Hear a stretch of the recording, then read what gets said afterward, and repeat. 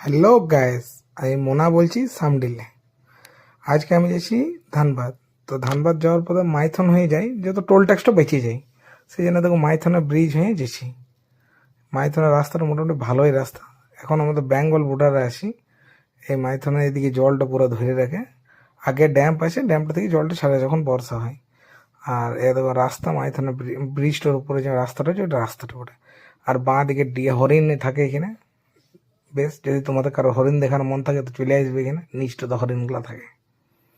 আর চারদিকে বেড়া দিয়ে আছে যাতে হরিণগুলো ঝাঁপাই না এইদিকে রোডে চলে আসে, সেই জন্য বেড়া দিয়ে রেখেছে।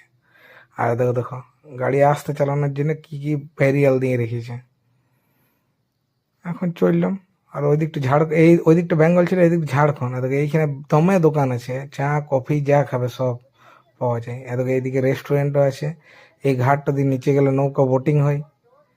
আর আগে দেখতে পাবো নৌকা বোটিং রাস্তাটা, এত নৌকা বোটিং হয়েছে এখানে। ও দেখো নৌকাগুলো ধার ধার দিয়ে সাইড সাইড দিয়ে রেখেছে। আবার চললাম, এই দিকটা রাস্তাটা বেশি ভালো, ঝাড়খণ্ড বেশি উন্নত মনে হচ্ছে। এত নৌকাগুলো বেঁধে রেখে দিচ্ছে। আর আমি এখন যেছি নৌকা দেখতে দেখতে রাস্তা।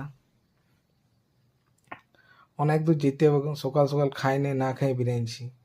তো ধানবাদ যেতে যেতে গুরুকুল বলে একটা জায়গা আছে। ও দেখো এইখানে এইটা হলো কেন্দ্রীয় বিদ্যালয়। এখানে যদি কাউকে পড়ানো হয় চান্স পাই তো খুব ভালো। ওই যে বলছিলাম একটা মিষ্টি দোকান আছে গোকুল বলে, দেখো এইটা হইলে এই মিষ্টি দোকানটাতে ভালো চা, এত চপ, সিঙ্গাড়া, রসমলাই, কালো জাম, এত হরেক রকমের মিষ্টি আছে। যার যেটা খেতে মনে হচ্ছে খাও। আমার পার্টি গেলা পুরো চিড়িকাই খেলে ওইখানে। এই ওই হ্যান ত্যান। লাড্ডু ছিল দেশি ঘিয়ের লাড্ডু, এ দেখো রসগোল্লা, গুড়ের মিষ্টি, যা খাবে তুমি সব পাবে। গজাও আছে আবার দমে।